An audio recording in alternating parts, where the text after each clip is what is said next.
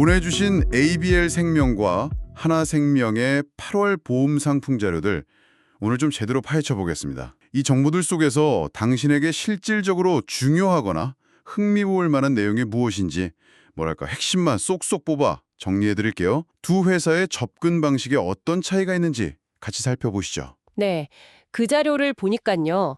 두 회사 모두 주력하는 분야와 상품 설계 방식이 좀 뚜렷하게 갈리는 점이 흥미롭습니다. 일단 특정 질병을 집중적으로 보장하는 상품들부터 볼까요? 네, 요즘 이런 미니 보험 형태가 많던데 ABL 상품이 눈에 띄네요. 고당대통 플랜이라고요? 맞습니다.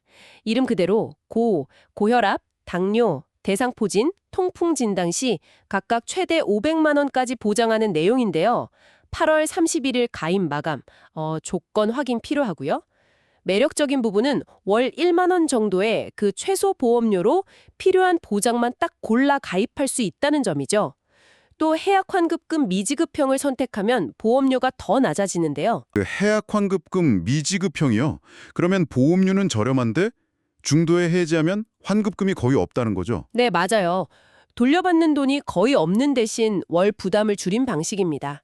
예를 들어 40세 여성이 고혈압 보장 500만 원을 이 미지급형으로 가입하면 월 12,009원 수준이죠.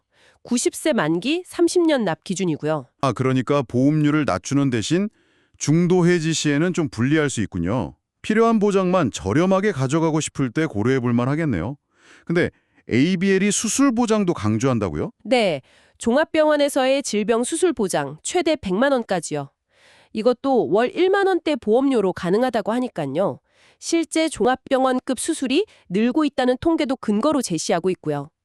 근데 반면에 하나생명은 후유장애 보장 특약을 좀 더 강조하는 편입니다. 후유장애 특약이요? 네. 질병이나 재해로 인해서 신체에 영구적인 장애가 남았을 때 그 심각도, 그러니까 3%에서 100%에 따라서 보험금을 지급하는 건데요.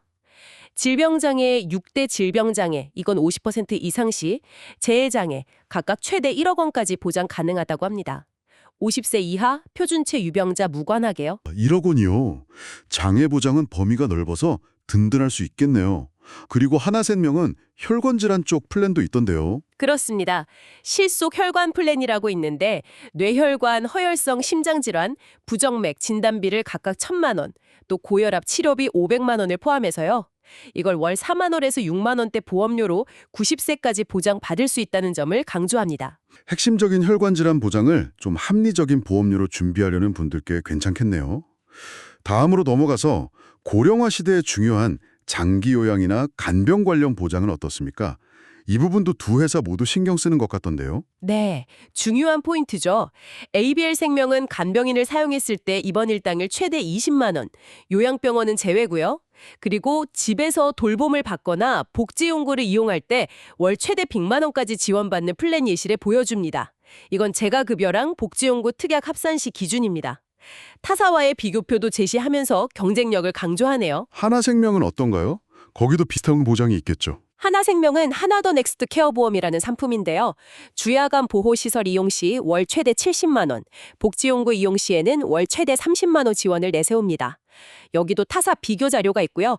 특히 장기요양 등급을 1등급부터 비교적 경증인 인지지원 등급까지 받으면 이후 보험료 납입을 면제해주는 그 납입 면제 기능이 있다는 점이 특징입니다. 납입 면제 조건이 더 있다는 건 장점이네요. 최소 보험료는 얼마 정도인가요? 네, 최소 보험료 2만 원으로 설계 가능하다는 점도 눈에 띄고요. 그렇군요. 이제 종신보험을 살펴보죠. 사망보장이 주 목적이지만 요즘은 저축 기능도 많이 보던데 상품 구조나 환급률에서 차이가 큰 것 같습니다. 맞습니다. 종신보험은 특히 구조가 좀 복잡하잖아요. ABL의 더드림 종신보험 3는요. 시간이 지날수록 사망보험금이 늘어나는 그 체증형 구조, 그리고 납입 기간 중 해지 시 환급금이 적거나 없는 대신 보험료를 낮춘 해약 환급금 일부 지급형, 이게 특징이거든요. 예시로 40세 남성이 5년만 납입해도 7년이 지나면 낸 돈의 100%를 해약 시 돌려받을 수 있다고 하네요. 5년 납입하고 7년 뒤 100%요? 그리고 더더블 종신보험이라는 것도 있는데 이건 암, 뇌출혈, 급성심근경색증 같은 3대 질병 진단 시 사망보험금이 최대 4배까지 늘어나고 해약 환급률도 크게 오르는 구조를 보여줍니다. 질병 진단 시 보장과 환급률이 동시에 커진다는 점이 독특하군요. 그럼 하나생명은 어떤 전략인가요? 하나생명은 납입 방식하고 초기 환급률에 좀 더 집중하는 모습입니다. 원투 종신보험이라는 게 있는데 이건 5년 또는 7년 납입을 선택하면요. 납입 기간 후반부에는 보험료가 처음에 5분의 1로 줄어드는 구조예요. 보험료가 5분의 1로요? 예를 들면요? 네, 예를 들어 월 100만 원씩 5년 내기로 했다면 처음 3년은 100만 원씩 내고 뒤 2년은 20만 원씩만 내는 식이죠. 그러면서도 10년 시점 해약 환급률이 123.9%, 5년 납 기준으로 높다는 점을 강조합니다. 하나로 더 연결된 종신보험 역시 10년 시점 환급률이 122.78%, 5년 납 기준으로 높다는 점을 특징으로 하고요. 초반에 집중적으로 내고 나중에 부담을 줄이는 방식이군요. 그런데 이런 높은 환급률은 대부분 해약 환급금 미지급형이나 일부 지급형을 전제로 하는 거죠. 환급률이 높아 보이는 대신 납입 기간 중에 해지하면 돌려받는 돈이 거의 없거나 매우 적습니다. 그러니까 장기 유지가 확실할 때 유리한 구조겠네요. 그렇죠. 또 병력이 있어도 가입 심사를 간소화한 간편 심사형 상품은 일반 상품보다 보험료가 더 비쌀 수 있다는 점도 알아두셔야 합니다. 마지막으로 하나생명 자료에 변액연금 보험이 있던데 이건 어떤 특징이 있나요? 네, 하나뿐인 변액연금 보험인데요. 변액 상품은 아시다시피 낸 보험료를 펀드에 투자해서 그 실적에 따라 연금액이나 해지 환급금이 달라지는 투자형 상품이죠. 이 상품은 남녀 구분 없이 동일한 연금액을 지급한다는 점, 그리고 연금 받기 전이나 받는 도중에 사망하더라도 최소한 납입한 보험료에 연 4% 단리를 더한 금액 또는 일정 기준 금액 이상을 보증해준다는 점, 이걸 특징으로 내세웁니다. 안정성을 좀 보강한 변액연금이군요. 하지만 유의할 점도 있겠죠. 아무래도 투자 상품이니까. 물론입니다. 투자 실적이 나쁘면 당연히 원금 손실 가능성이 있고요. 예금자 보호법의 보호를 받지 못합니다. 최저보증 부분은 제외하고요. 그리고 이런 최저보증 기능에는 연 2.9% 더하기 0.1%의 비용이 발생한다는 점도 명시되어 있습니다.